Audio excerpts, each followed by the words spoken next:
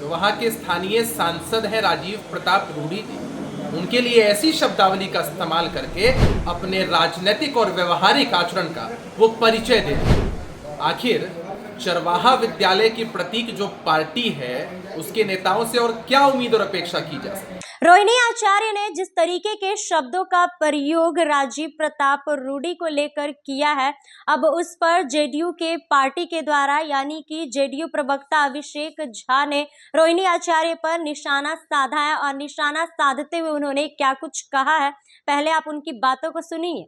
रोहिणी आचार्य जी जब प्रत्यक्ष रूप से राजनीति में नहीं थे तब भी ट्विटर और सोशल मीडिया के माध्यम से अमर्यादित टिप्पणी करने के लिए ही जानी जाती थी। आखिर राजनीतिक संस्कार तो उसी दल का आएगा ना।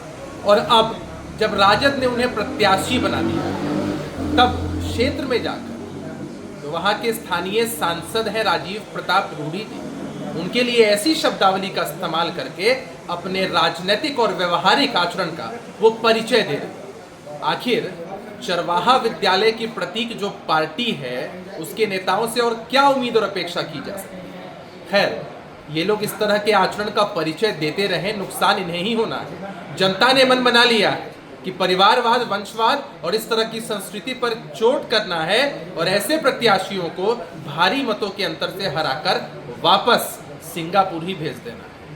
तो जैसा कि आपने सुना, अभिषेक झा का साफ तौर पर कहना है कि रोहिणी आचार्य जब राजनीति में नहीं आई थी तब से ही वह अपने सोशल मीडिया पर जिस तरीके का पोस्ट करती है और जिस तरीके के शब्दों का प्रयोग करती हैं उससे उनका संस्कार दिखता है और उनसे हम लोग किस चीज़ की उम्मीद कर सकते हैं और उस परिवार के लोगों से कुछ उम्मीद नहीं कर सकते हैं। जिस तरीके के बातों को, जिस तरीके के शब्दों का वो लोग प्रयोग करते हैं उस तरीके की बातों से यह साफ तौर पर जाहिर होता है कि उनके संस्कार कैसे हैं। तो कुछ इस तरीके से आज उन्होंने रोहिणी आचार्य पर निशाना साधा है। दरअसल आपको बता दूं कि रोहिणी आचार्य इस बार लोकसभा चुनाव में सारण से उम्मीदवार बनी है। राजद के द्वारा रोहिणी आचार्य को सारण से उम्मीदवार बनाया गया है और वहीं जिस तरीके के शब्दों का प्रयोग उन्होंने राजीव प्रताप रूडी को लेकर किया है, इस पर अब विपक्ष के द्वारा भी, बीजेपी के द्वारा भी यानी कि जेडीयू के प्रवक्ता अभिषेक झा ने उन पर पलटवार किया है, उन पर निशाना साधा है और वही उन्होंने राजद सुप्रीमो लालू प्रसाद यादव के परिवार को लेकर भी काफी कुछ कहा कि उनके परिवार के बच्चों से क्या उम्मीद कर सकते हैं। उनके संस्कार तो आए दिन दिखते रहते हैं। जिस तरीके का रोहिणी आचार्य पोस्ट करती हैं, पोस्ट डालती रहती हैं, जब वो राजनीति में नहीं आई थी तब से ही वह अपने भाषाओं की वजह से अक्सर चर्चा में रहती है। फिलहाल इस खबर में बस इतना ही। ऐसे ही तमाम खबरों के लिए बने रहे हमारे साथ और देखते रहे फर्स्ट बिहार झारखंड। अगर आप ये वीडियो हमारे फेसबुक पेज पर देख रहे हैं तो हमारे पेज को फॉलो करें और अगर यही वीडियो हमारे यूट्यूब चैनल पर देख रहे हैं तो हमारे चैनल को सब्सक्राइब करें। धन्यवाद। पनोरमा ग्रुप, जो सोचता है वो करता है। आपके अपने सपनों का आशियाना। ये लो, मुंह मीठा करो। आज मैंने अपना जॉब छोड़ दिया, अब हम पूर्णिया वापस जाएंगे। जॉब छोड़ दिया है?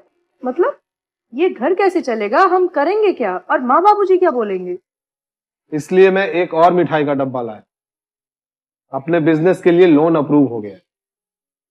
अरे लोन अप्रूव हो गया वो तो ठीक है, लेकिन पूर्णिया में हम रहेंगे कहाँ? अपना घर भी तो नहीं है वहाँ। इसलिए तो एक और मिठाई का डब्बा अलग से लाया हूँ। हमने पूर्णिया में घर ले लिया है, पूर्णिया के ई होम्स पैनोरमा में। पूर्णिया में पैनोरमा ग्रुप लेकर आए हैं ई होम्स पैनोरमा। बड़ा घर, आलीशान जिंदगी और अत्याधुनिक सुविधाओं के संग। अरे अरे, अब क्यों मुंह मीठा करवा रही हो? क्योंकि हम घर वापसी जो कर रहे हैं। घर वापसी की खुशी पूर्णिया में ई होम्स पैनोरमा के संग।